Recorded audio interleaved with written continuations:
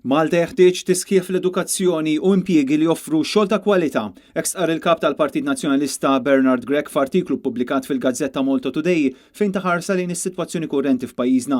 Bernard Grech qal li kieku l-Gvern jagħmel l-istess sforz meta mqabbel mal-isforzi qed jagħmel biex jilegalizza l-kannabis kieku s-sitwazzjoni fl-edukazzjoni żgur tkun ħafna aħjar.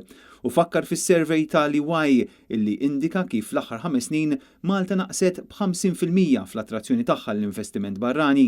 Bernard Grech kompla li apparti l-korruzzjoni li kisret ir-reputazzjoni ta' Malta, pajjiżna ma jibqax daqstant kompetittiv, il-ħtieġa li jkun hemm titjib fl-edukazzjoni għandha tkun ta' priorità ewlenija biex fuq kollox l-investituri jibdew jaraw għal darb'oħra potenzjal f'pajjiżna.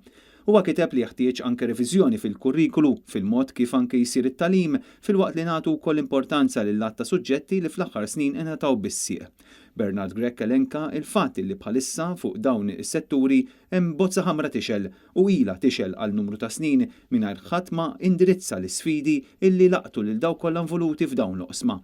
Huwa qal li l-Partit Nazzjonalista diġà beda joffri soluzzjonijiet biex l-edukazzjoni f'Malta tissaħħaħ, inkluż titjib fil-pagi tal-edukaturi u l-għalliema, titjib ukoll fl-istipendji tal-istudenti biex ikollhom aktar għajnuna għal ċertu korsijiet fl-università u f'istituzzjonijiet oħrajn. Bernard Grech qal li Robert Abela fl-aħħar snin ħela l-opportunitajiet biex jagħmel dak kollu li huwa sew għal pajjiżna. Fil-konklużjoni tiegħu il-kap tal-Partit Nazzjonalista qal li l-elezzjoni tiġi u tmur iżda l-futur ta' pajjiżna se jibqa' magħna dejjem u li għalhekk fl-aħħar xhur il-Partit Nazzjonalista nieda qatt ta' ideat u proposti biex dawn l-oqsma jieħdu r-ruħ.